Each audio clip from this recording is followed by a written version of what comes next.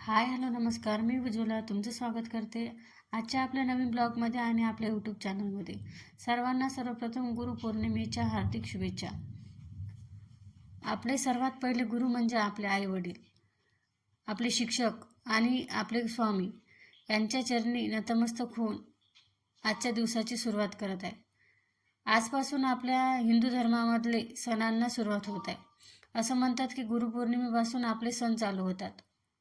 आता यानंतर येणारा श्रावण वगैरे, नागपंचमी, श्रावण, पोळा, रक्षाबंधन या सणांना सुरुवात होत आहे. आज आमच्याकडे पुरणपोळीचा स्वयंपाक असतो. काही भागामध्ये काही वेगळ्या पद्धती सुद्धा असू शकतात. प्रत्येक ठिकाणी सर्व पद्धती एकसारख्या नसतात. गुरुपौर्णिमा हा गुरूंना समर्पित असल्यामुळे आज आपण गुरूंच्या मठामध्ये किंवा मंदिरामध्ये जातात. प्रत्येकांचे गुरु हे वेगळे असू शकतात. सर्वच व्यक्ती काही स्वामींची सेवा करत नाही, तर सर्वच काही दत्तप्रभूंची सेवा करत नाही. प्रत्येकाचे गुरु कोणते असले तरी हा कृतज्ञता व्यक्त करण्याचा दिवस आहे. आज माझं स्वामी चरित्राचं पारायण होतं. पूर्ण उन्हाळाभर काही माझं पारायण करणं झालं नाही. तसंच पारायण माझं नेहमीच असते.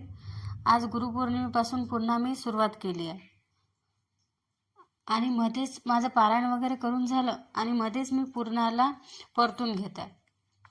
स्वयंपाकाला तसा मला बराच वेळ होणार होता. मुलं वगैरे शाळेत गेली, मुलांचं आटपलं, सोबतच मी पूजाही करून घेतली आणि पारायण वगैरे होतं. यामुळे मला आज स्वयंपाकाला थोडा वेळ होत होता. मुलं येईपर्यंत मी माझा स्वयंपाक आटपून घेणार आहे.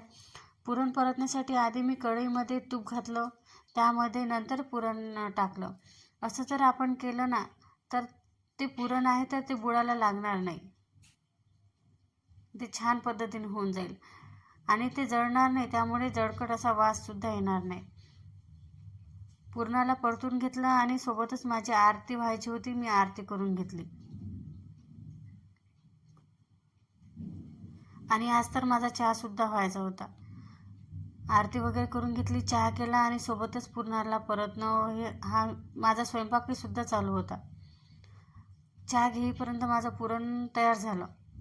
यामध्ये मी वेलदोडे आणि लवंगीची कूट आणि आपलं हे जायफळ सर्वांनाच माहीत आहे. गोड पदार्थामध्ये आपण जायफळचा वापर करतो.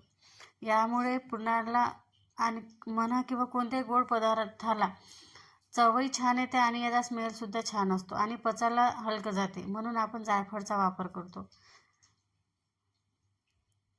सर्व स्वयंपाकाचा व्हिडिओ माझ्याकडून शूट करणं काही झाला नाही, गडबड होती त्यामुळे.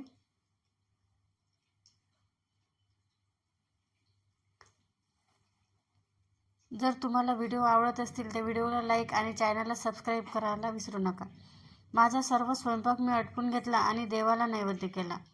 तोपर्यंत मुलं शाळेतून आलेच होती. देवाला नैवेद्य दिला आणि मुलांना सुद्धा वाढून दिलं.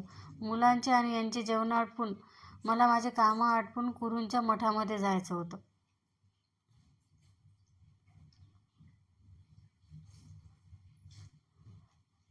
कोणतेही सण असला तर आपल्याला थोडी धावपळ राहतेच. असा गेला आजचा दिवस आणि मी गेली गुरूंच्या मठामध्ये. मला यायला वाजले 7:30.